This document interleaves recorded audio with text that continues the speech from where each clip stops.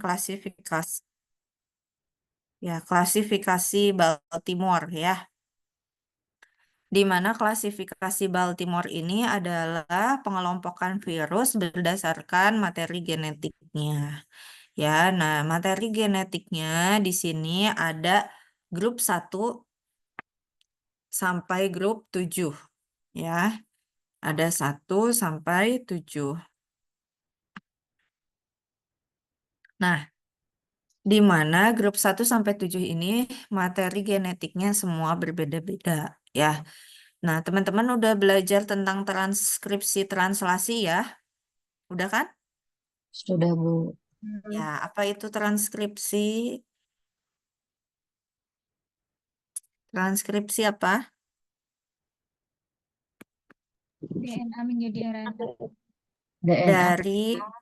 RNA, betul, menjadi RNA. Ya, kemudian ada translasi dari mRNA menjadi protein. Ya. Nah, di sini kan saya udah pernah sampaikan ya, kalau misalnya ekspresi berarti artinya yang asalnya bentuk DNA dirubah menjadi protein, itu diekspresikan. Nah, di sini kita akan bahas yang DNA dulu. DNA itu ada di grup 1, grup 2, terakhir grup 7. Ya, sisanya adalah RNA. Tidak seperti materi genetik yang ada di manusia, kalau DNA ya udah DNA mah ya pasti double stranded gitu. Tapi kalau RNA pasti tulisannya single stranded. Nah, di virus itu tidak ya. Ada DNA yang single stranded ini teman-teman. Oke. Nah, terus ada juga untai negatif dan untai positif gitu ya. Nah, ada juga di sini nanti yang khas dari grup 7 itu double stranded tapi dia itu ada celahnya. Nah, nanti kita akan bahas satu-satu. Untuk grup yang pertama, nah grup pertama itu adalah double stranded DNA. Di mana double stranded DNA kalau virusnya itu bawa materi genetik ini, gimana sih cara masuknya? Nah, ketika dia kenal ya seperti biasa penempelan terus masuk penetrasi. Nah, apa yang terjadi? Yang terjadi di sini teman-teman replikasinya itu bisa dilakukan di inti juga di sitoplasma. Ya, di sitoplasma di sini ada proses replikasi di sini atau juga di sini. Ya, masuk nih kemudian nanti dibikin apa sih yang direplikasi yaitu genom. Terus nanti setelah itu masuk nih keluar mulai keluar menuju sitoplasma. Habis itu pelepasan ya. Jadi semua terjadi di dalam inti sel ya. Nah, kalau yang dia replikasinya di inti apa aja? Ada herpes, ada adeno, ada polio. Nah, jadi kalau dia direplikasinya di inti, udah pasti dia memanfaatkan protein inang. Ya, artinya apa? Bajak. Tuh ya, bajak. Jadi dipakai nih semua protein kita. Sedangkan kalau yang di sitoplasma, dia itu bikin sendiri proteinnya. Ya, baru nanti setelah dia punya protein sendiri, dia melakukan replikasi. Kemudian, nah, genomnya gitu ya, genomnya itu tadi seperti kita tahu bahwa dia itu ada untai positif dan ada untai negatif ya. Double stranded dengan virus DNA. Nah, teman-teman lihat di sini ya. Dari DNA ke RNA itu melalui proses transkripsi. Transkripsi ini melibatkan DNA polimerase ya. Nah, di mana DNA polimerasenya sendiri itu ada macam-macam, tergantung dari cetakan awalnya dan produk akhirnya. Nah, cetakan awalnya ini berupa DNA, maka namanya polimerasenya DNA dependen. Karena produknya RNA, maka RNA polimerase. Gitu ya. Nah, dibikinlah nih sama si polimerase ini sehingga yang asalnya dia bentuknya DNA dihasilkanlah mRNA virus yang matang. Ya, di sini mRNA virus. Nah, kalau di sini untainya positif, biasanya dia bisa langsung ditranslasi menjadi suatu protein. Nah, terus ada lagi nih, karena dia udah bikin virus protein, kan harus diisi dengan genom ya, untuk virus baru, ya enggak? Untuk virus baru nih. Nah, jadi gimana? Jadi, dia memanfaatkan lagi polimerase jenis lain untuk bikin cetakannya. Atau ini proses replikasi namanya ya. Jadi, kalau replikasi awalnya A, ya pasti jadi A lagi. Di sini lihat cetakannya DNA. Kemudian hasilnya DNA, maka enzim yang digunakan DNA dependent DNA polimerase ini. Ya, menghasilkanlah DNA double stranded yang sama dengan awalnya. Nah, untuk apa? Untuk menjadi genom virus baru. Oke, contohnya yang grup 1 apa saja? Ada polio, ada papiloma, ada adenovirus, juga ada herpes dan poxvirus.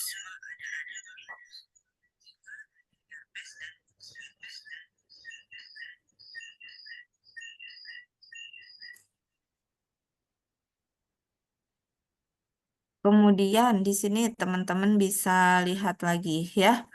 Nah, kalau yang polio, papilo, dan adenovirus itu hampir semuanya menggunakan komponen sel inang untuk proses replikasi dan transkripsi. Tapi kalau herpes, herpes itu dia mengkode enzim untuk replikasi. Berarti dia bawa apa tadi enzimnya? DNA dependent DNA polimerase. Ya. Nah, kemudian virus ini dia juga membawa DNA binding protein. Jadi ada 2 nih, ya. Si DNA ini dia mengkode 2 protein. Ini DNA dependent DNA polimerase dan DNA binding protein untuk proses replikasi. Jadi dia mah bawa sendiri gitu ya. Jadi dari DNA dirubah dulu, terus nanti udah ada proteinnya baru dia replikasi. Nah, kalau poxvirus bagaimana? Kalau poxvirus itu mulai dari semua komponennya itu dibikin sendiri ya. Makanya dia itu virusnya independen. Jadi genomnya dia bikin sendiri, terus transkripsi sendiri, terus modifikasi juga sendiri gitu ya. Yang pakai punya inang itu hanya ribosomnya saja pada saat melakukan translasi protein.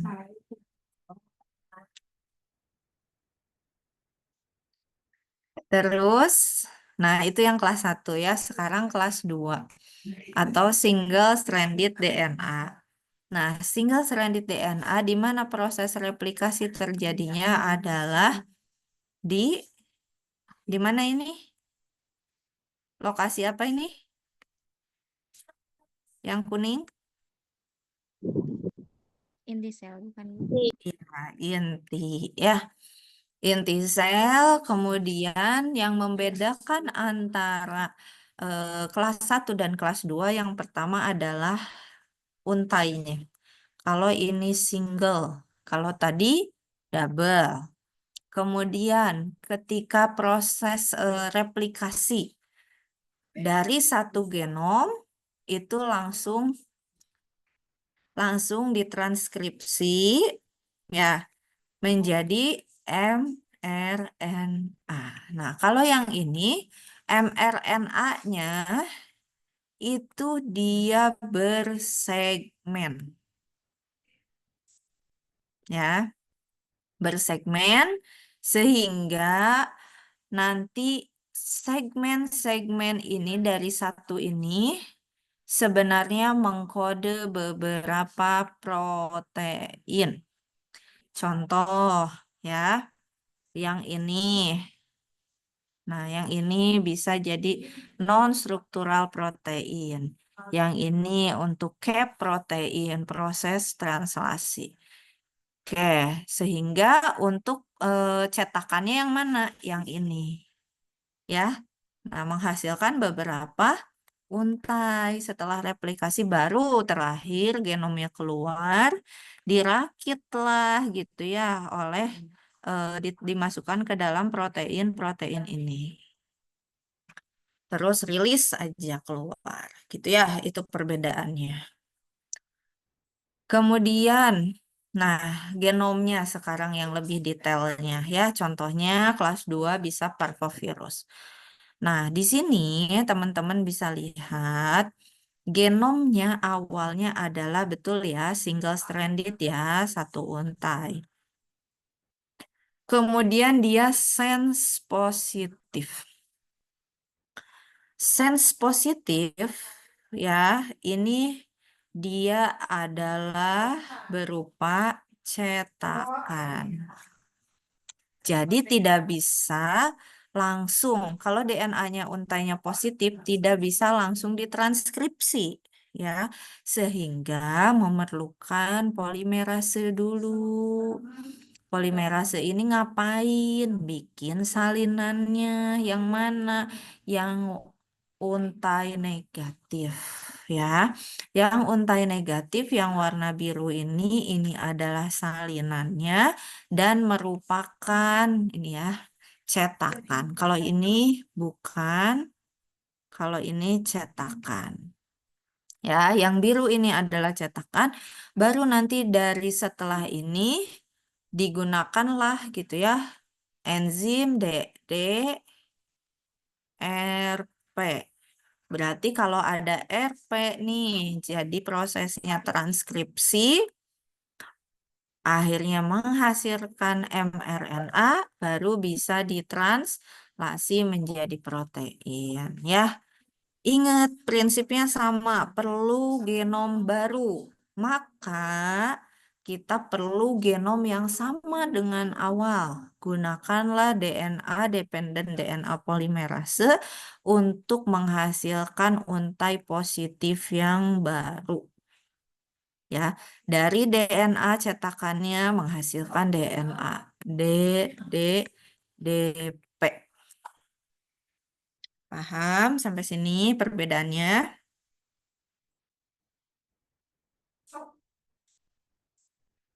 Paham ya? Oke.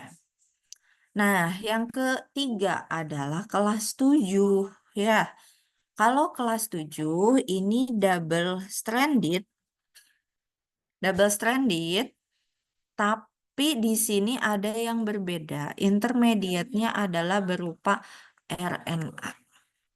Ya. Jadi awalnya dia double stranded, tapi di sini yang membedakan dia double stranded-nya tidak utuh, dia ada celahnya, gitu ya.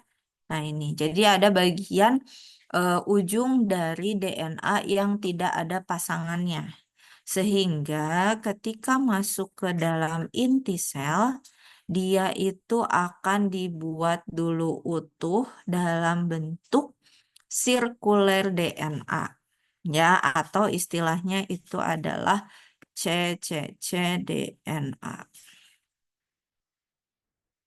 Nah, terus nanti kalau udah ini baru diapain nih dari bentuk ini jadi ini namanya apa?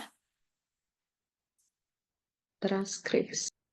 Ya, baru ditranskripsi menjadi RNA virus, kemudian ditranslasi menjadi protein. Ya. Nah, ini nanti habis itu gimana? Dibikinlah gitu ya pada saat perakitan di sini, terus proses pematangan, terus lepas gitu ya. Jadi memang prosesnya harus dibikin dulu dalam bentuk utuh ya. Dalam bentuk RNA kemudian ditranslasi jadi protein. Nah, contohnya ini ya seperti ini adalah HEPA DNA virus ya. Ini proses replikasinya bagaimana? Proses replikasinya dimulai dari ujung 3 aksen ya, nempel nih, tambahin sama DNA polimerase dari 3 ya. Ini ujung sebelah sini ujung 3 nih, 3 ke 5, 3 ke 5 gitu terus maju sampai habis ya. Jadi disebut sebagai rolling replication. Oke, ada pertanyaan? Ada pertanyaan? Bisa dipahami? Itu contoh virus DNA dan mekanisme replikasi virus DNA di dalam sel. Mungkin sebelumnya juga udah pernah disinggung ya pada saat materi replikasi virus. Oke, Iya, ada Bu. yang berarti udah ya. Nah, teman-teman sekarang dikasih tugas ya. Salah satu contoh dari virus DNA itu adalah ini ya. Ada parvovirus, ada herpes, dan ada poxvirus. Tugasnya adalah jelaskan mekanisme infeksinya, sebutkan antigennya, dan gejala spesifik yang muncul. Ya, jadi ini dikerjakan, dikumpulkan minggu depan. Ya, ditulis tangan,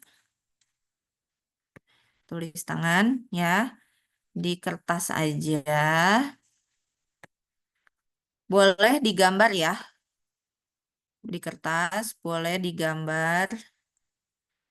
Atau misalnya Bu, saya mah gambarnya misalnya terlalu bagus, jadi mau ngeprint aja boleh ya. Boleh gambarnya di print, tapi harus ada penjelasannya ya. Nggak boleh gambarnya aja tempel kalian kumpulin, nggak boleh ya.